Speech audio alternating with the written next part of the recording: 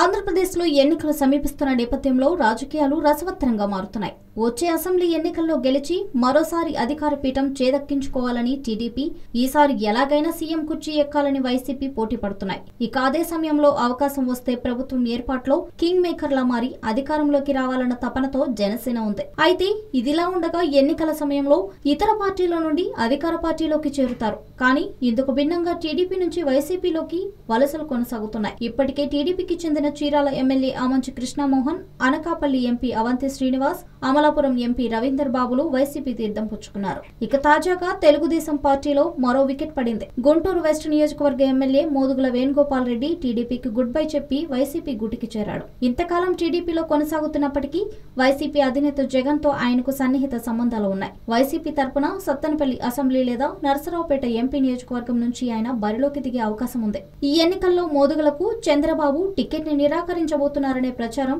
గత కొన్ని నెలలుగా జరుగుతోంది. ఈ నేపథ్యంలోనే ఆయన పార్టీ మారినట్లు సమాచారం. హలో, మిమ్మల్నే యోయో టీవీ యాప్ డౌన్లోడ్ చేసుకున్నారా? ఇంకా లేదా? మీ యాప్ స్టోర్ కి వెళ్ళి వెంటనే డౌన్లోడ్ చేసుకోండి.